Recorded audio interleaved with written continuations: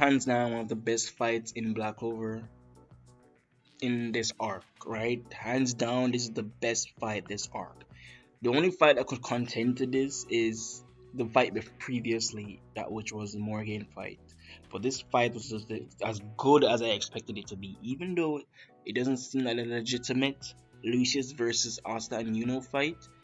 This fight was hands down the best fight. The choreography, the combos, everything. And in today's video, guys, I'm gonna explain to you five or so things you might have missed in these two chapters.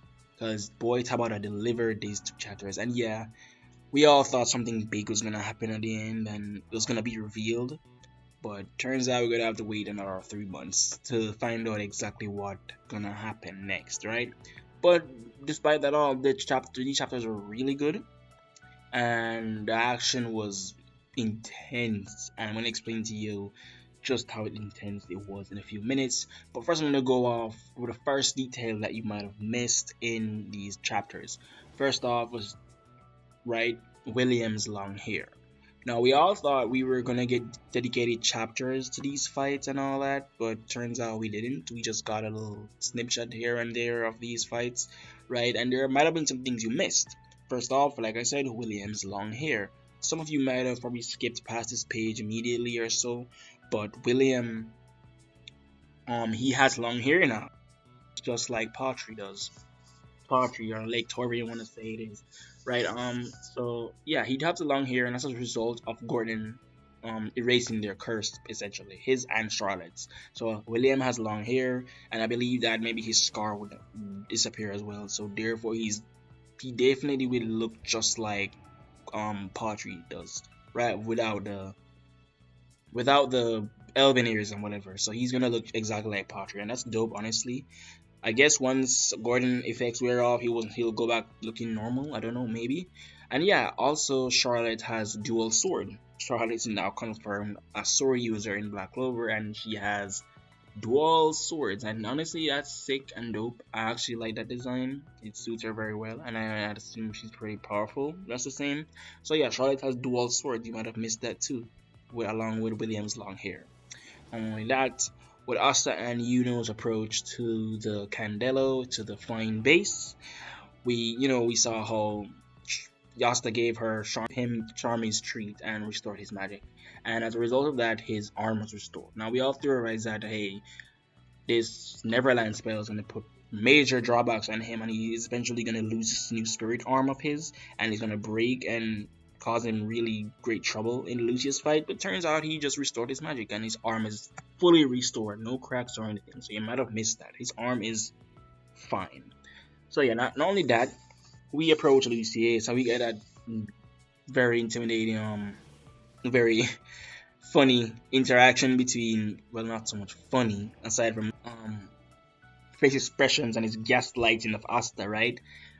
We got that interaction between them and how they tried to persuade him and so forth, and also us, and how Lucius tries with them so hard to make them see the cause that he's trying to bring, right? And it doesn't work. With all that said and whatever, Lucius transforms into his new state, into his new form. We all kind of predicted that he would evolve and his form with that. Yeah. So he evolved into a new completely form, and some features that you might have missed is obviously the wings. He has different, the whole angelic aura behind him, the crown to say, has changed, it has evolved, and he also has like 8 wings, I believe, 4 on each side. So yeah, he is evolving in that of a state of an angel. He started off with like 6 wings or so, and now he has 8. I don't know, maybe the next stage is gonna be 10 wings, right? There are some indications as to how this ties into the lore of angels and their evolution. So yeah, Lucius is evolving in just that stages. So yeah, that's his new form. Actually looks pretty dope, better than the one before. It's pretty intense, and the way he displays his power in this chapter, it shows. Yeah, Lucius's abilities, right, were pretty intense too, with the introduction, with how he uses his siblings' powers, right, that being the body, the bone, and the blood. With the bone magic, he used that dope ass spine tail attacked on the Yuno, which was pretty cool. I found that crazy. It reminded me of like, I don't know, the Attack Titan in Attack on Titan, you used to say. Yeah, and that was pretty cool. And Yuno had to conjure with Boreas, and not only that, he uses the body magic as a compression to shoot off blood bullets, bullets made of bone and blood, right? So that power from those bullets, the force from them, was able to pierce Notice, that being Spirit of Notice, shield. And that's insane. The shield is made of highly concentrated spirit magic and has the ability to repel stuff. That's its primary power, to repel. And yet, it was able to just pierce it, right? So that was an insane feat. And yeah, no, it's from Lucius after all, so we'd expect him to have that much force behind his attacks. And yeah, Yuno and Asta were able to deflect it with their sword and so forth. Especially Asta, not so much Yuno. He isn't. He's not able to he's not able to counter them whatsoever. But Asta is able to with his speed and precision with the Zetan and his Demon Slayer sword. Yeah. So not only that, with the fight continued, some great choreography. I love this fight so much. It's insane. It's insane. If you pay close attention to how their moves are in sync and so forth, it's insane. There's no way Lucius is gonna win this fight. And let me show you how. Devil Slasher and Devil Slayer combo was a new one, right? I never saw that coming, and it was insane how Asta used a big ass sword with one arm and another sword in the other. And if you haven't noticed, he used the Devil Slasher sword to slash through because of course Devil Slasher's primary attack not hurt things that you don't want to hurt, right? Right, what you want to protect. So it just goes through and it just attacks Lucius's head on, right? So that was a good little detail I might have missed. And also how he used a Demon Slayer sword to basically throw it with one arm right directly at Lucius. If you haven't saw that panel where he just threw it at him, like Asta was on demon time this whole chapter. He wasn't playing around. Every opportunity he gets to attack, he attacks. As he Lucius didn't even get to land properly before Asta just flung the whole sword at him. Right, he was going for it the whole time. So I like that little detail there. If you didn't notice, he indeed threw the Demon Slayer right at him, and also the Demon Slasher, how he used it to just slash right through to attack Lucius. That was pretty dope. Also, if you hadn't noticed either, if you look closely in Asta's eyes, you will see that his eyes aren't the same how they were. In his Devil Union form, they usually have like a star shape. In these times now, it seems like he just had a normal slash. I don't know if that's a mistake on Tabata's part or something else entirely. I don't know, but his eyes are completely different as they were before. Also, with the last and final attack they made with their synchronized attacks and whatever, how Asta used Zetan on him, that was a sick ass final, by the way, one of the cleanest shots of Zetan I've ever seen.